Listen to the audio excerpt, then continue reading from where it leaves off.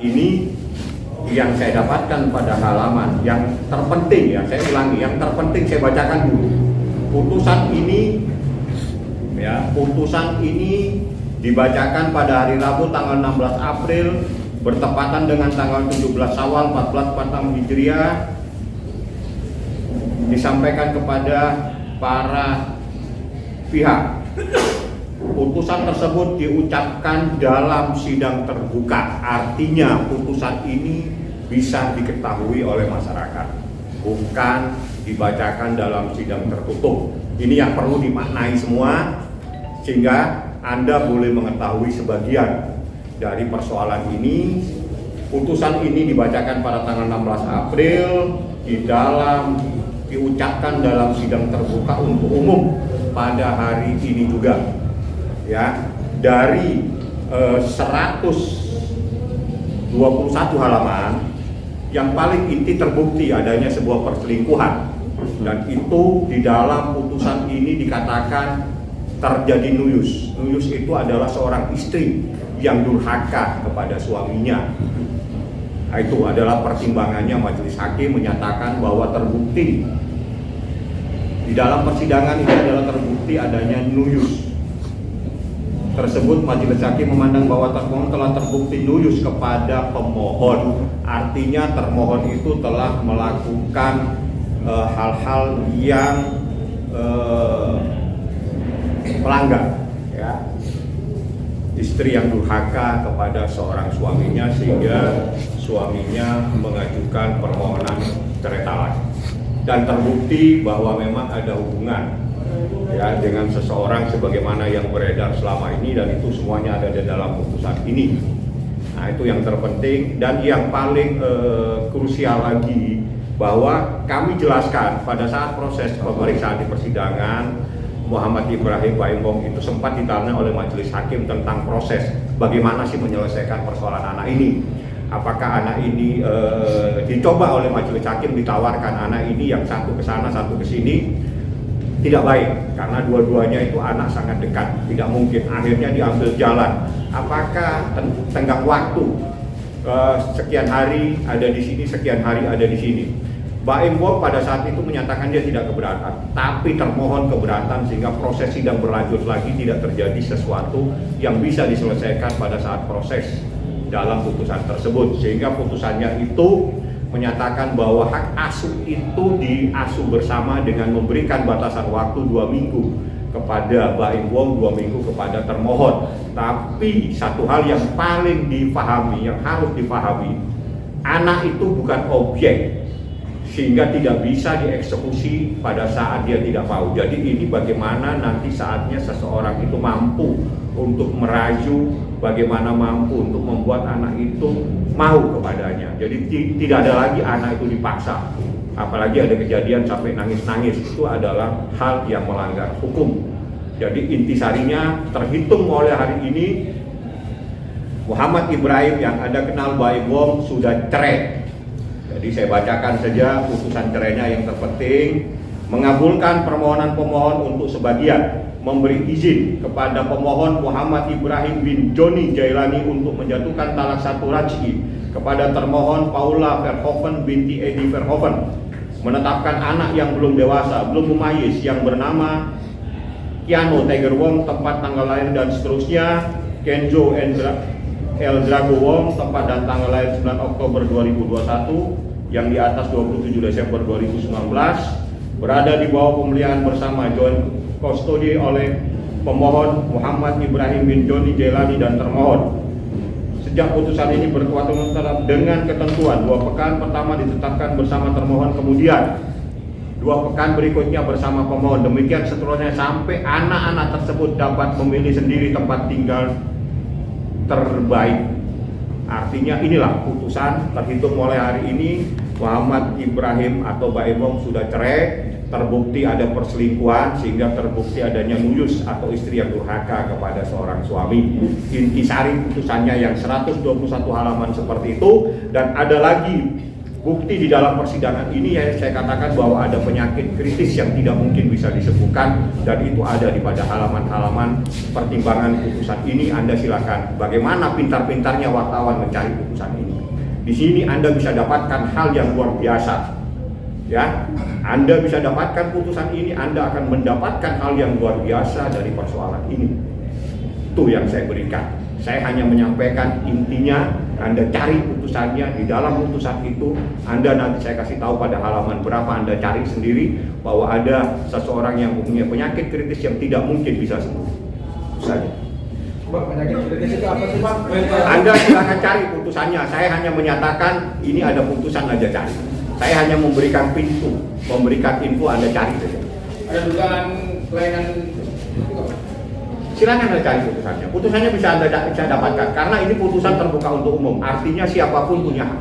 Bisa. Anda pintar, Anda bisa dapatkan putusan tersebut. Di saat Anda mendapatkan putusan tersebut, Anda bisa membaca apa yang terjadi di dalam perkara tersebut. Bagaimana seseorang ada di kamar berduaan dari sampai jam sekian sampai jam segitu, itu semuanya ada di putusan ini. Ya, di putusan ini membuktikan bahwa seseorang istri dengan seorang laki-laki yang bukan muhrimnya ada di dalam satu kamar pada jam-jam tertentu sampai tengah malam, itu semua ada bunyi di sini. Ya, jadi ini yang berbunyi dan ini adalah bukti. Saya tidak mau bercerita, tapi saya akan membawa putusan ini. Putusannya menyatakan bahwa ada seseorang perempuan berduaan dengan laki-laki yang bukan muhrimnya di dalam sebuah kamar, dan itu ada juga masalah pengeluaran keuangan dan itu dikatakan sebagai nuyus. Nuyus itu adalah seseorang yang durhaka kepada suaminya, artinya durhaka kepada Muhammad Ibrahim alias Baim Wong. Ini 121 halaman, silakan Anda bisa dapatkan. Nanti Anda akan kaget pada saat Anda tahu apa isi putusan itu. Seperti itu. Tapi penyakit tadi Mas berkaitan dengan perselingkuhan itu Bang? Saya bilang cari putusannya. Anda nanti akan bisa tahu di dalam putusan tersebut. Terkait mental atau apa sih, Bang, mungkin? Cari putusannya. Kan saya bilang cari putusannya yang jelas. Di sini pada halaman sekian itu dikatakan terbukti nuyus. Nuyus itu artinya orang yang durhaka kepada suaminya. Ini pada halaman sekian. Adanya pengiriman sejumlah uang dan seterusnya.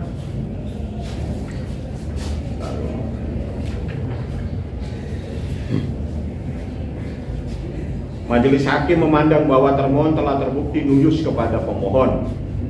Jadi gini, menimbang bahwa berdasarkan fakta-fakta persidangan di mana termohon intens berhubungan dengan seseorang laki-laki yang bukan muhrimnya, baik secara langsung maupun menggunakan media, bepergian berdua dan seterusnya, itu menurut majelis hakim adalah nuyus.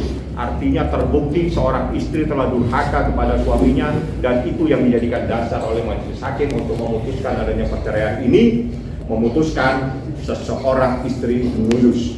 Nuyus itu durhaka kepada suami. Ya, ini putusan Anda cari, gampang mendapatkannya. Penyakit yang nggak bisa disembuhkan. Anda cari informasi itu. Saya hanya membukakan informasi. Menyimpang ya Bang? Menyimpang. Kenapa? Baim dengan adanya putusan ini, dia alhamdulillah bahwa apa yang selama ini dinyatakan bahwa pada saat dia pertama kali menyatakan di media, pada seingat saya itu pada November ya, seingat saya itu, di situ dia menyatakan terjadi perselingkuhan terhadap istri saya. Istri saya melakukan perselingkuhan. Itu rame semua, tidak percaya dan semuanya. Ini yang berbicara. Hakim menyatakan terjadi persoalan tersebut benar. Ada perselingkuhan, benar ada nuyus. Bukan hanya dikatakan dalam bentuk lisan, tapi dalam bentuk putusan pengadilan agama. Artinya pada saat Baim menyatakan preskon pada tahun lalu 2024, seingat saya di bulan November ya, seingat saya itu dia telah menyatakan benar terjadi perselingkuhan dan itu bisa dibuktikan di persidangan. Bagaimana sakitnya seorang suami pada saat ada orang telah mengkhianatinya. Itulah yang terjadi dalam perkara setebal 121 halaman. Penyakit itu dibuktikan dengan apa Bang? Ada di putusan ini. Ada bukti medis di putusan ini berbicara. Anda cari aja putusannya. Hak asuh memang dari awal Baim Wong pada saat proses persidangan hakim menawarkan Bagaimana kalau seandainya ini kan yang besar dan yang kecil. Bagaimana kalau yang besar ke Baim, yang kecil ke termohon pada saat itu, atau diatur waktu 3 hari kalau nggak salah sama 4 hari. Saat itu Baim bilang nggak ada masalah, tapi termohon tidak mau, sehingga ini proses bergulir dan akhirnya diputuskan, diberikan aturan main bahwa 2 minggu di sini, 2 minggu di Baim Wong. Tapi satu hal, anak pun tidak boleh dipaksa, walaupun ada putusan seperti ini, tidak boleh anak itu dipaksa-paksa untuk kesana dan kemari, karena anak itu bukan objek dari persoalan, tapi dia subjek hukum yang mempunyai hak yang melekat, yang dilindungi oleh undang-undang, dilindungi oleh hak asasi manusia. Seperti itu. Bang, untuk harta gonung itu sendiri seperti apa tuh? Belum, tidak pernah memperkarakan harta gonung ini. Dari awal perkara ini hanya murni adalah perceraian, murni adanya perselingkuhan, dan itu pun sudah terbukti di persidangan, dan juga hak asuh anak. Terbukti berdasarkan keterangan ahli, anak itu trauma kepada ibunya, seperti itu. Aneh apabila seorang anak itu takut dengan orang tuanya, itu aneh. Jadi ada apa, itulah yang terjadi pada proses persidangan yang memakan waktu cukup panjang dengan kejadian saya lihat saksinya, buktinya itu 88, saksinya itu cukup banyak di sini. Jadi saya akan coba baca satu-satu keterangan saksinya, bukan keterangan ya. Jumlah suratnya aja itu P-nya dari P sampai P berapa?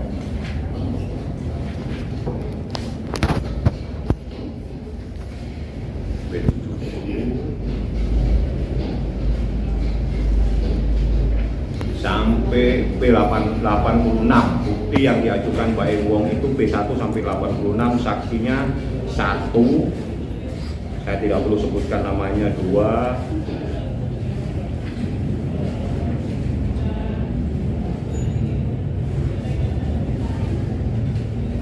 3, 4, 5,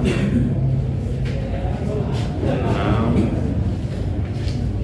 7, 9, 8, 9. Ada ahli yang menyatakan anak trauma, ada ahli juga, ada ahlinya 3. Jadi saksi 9, saksi fakta itu 9, tambah ahli 3. Ya, itulah proses persidangan, dan alhamdulillah Baim sudah bersyukur proses ini sudah selesai dan terbukti apa yang dinyatakan sama Baim terjadi perselingkuhan itu terbukti di persidangan, dan itu adalah hasil daripada putusan ini. Bahasa putusannya itu lulus, artinya istri yang durhaka kepada seorang suami, istri yang melakukan hal-hal tanpa sepengetahuan suami, itu namanya nulus. Mengenai nafkah undang-undang? Ya, itu tidak menjadi persoalan bagi Baim, itu bukan persoalan itu. Baim hanya konsen kepada anaknya, bagaimana anak ini selamat. Yang kedua, konsen bagaimana terbukti adanya perselingkuhan tersebut. Kalau uang itu bisa dicari, dan itu bukan problem Baim. Karena sebetulnya kalau melihat tuntutannya dia, tuntutannya banyak sekali. Ya, sekian miliar kalau nggak salah, ada sekian miliar, ada 600, ada sekian, saya nggak perlu membacakan. Dan gugatannya dia sebetulnya termohon itu minta anak itu ada tangan dia, dan biaya-biaya itu semuanya ada di tangan dia. Coba saya akan bacakan kalau Anda ingin mengetahui. Ya, dalam konvensi menetapkan hak asuh anak, ada tangan kepada termohon, ya, terus menghukum termohon untuk menyerahkan anak, menghukum untuk biaya apa ini?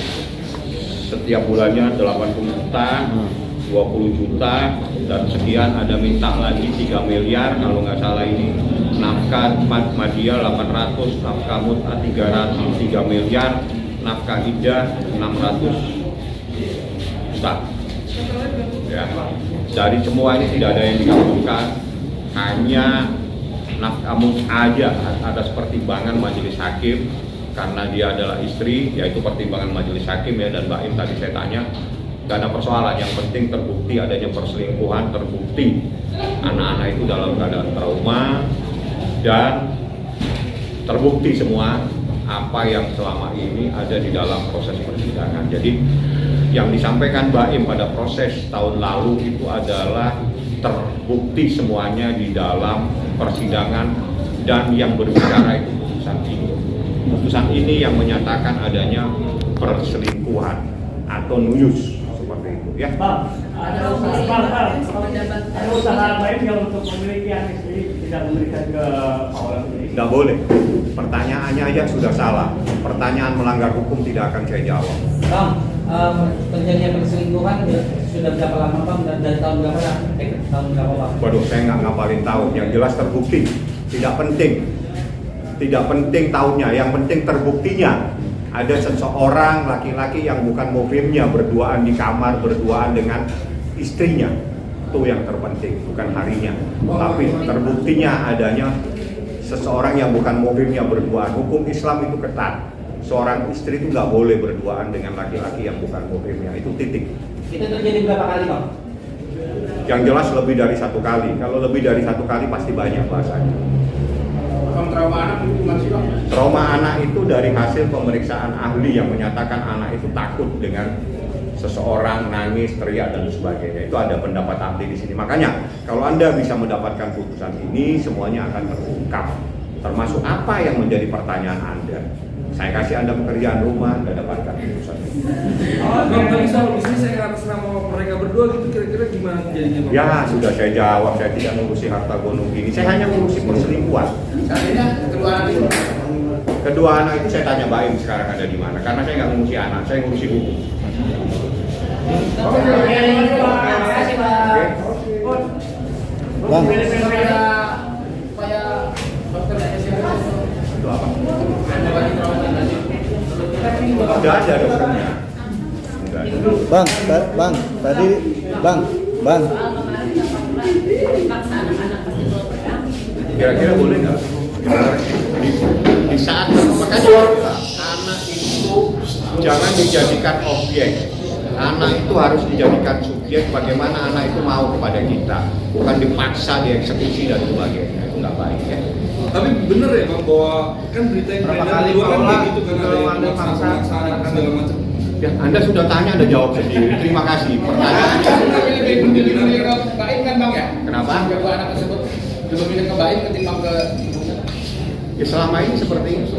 Anaknya seperti itu. Makanya ini pembelajaran. Jadi di saat anak tidak mau sama kita, jangan anak itu dipaksa. Anak itu disayang. Bagaimana supaya mau kepada kita. Ya. Bang, tadi ada yang kelewat soal keuangan, tadi sempat Gak dibaca. pusing baik nama keuangan.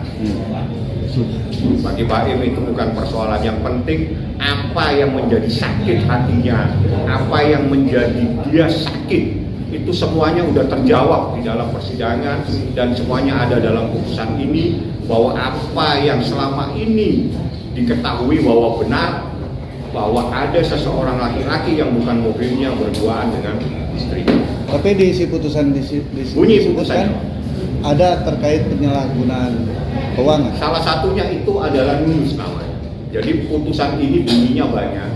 Saya hanya ambil intisarinya buyar muda, yaitu salah satunya anak trauma, salah satunya nuyus itu adalah istri yang durhaka, termasuk adanya masalah seseorang yang bukan muhrimnya berduaan di kamar dan seterusnya.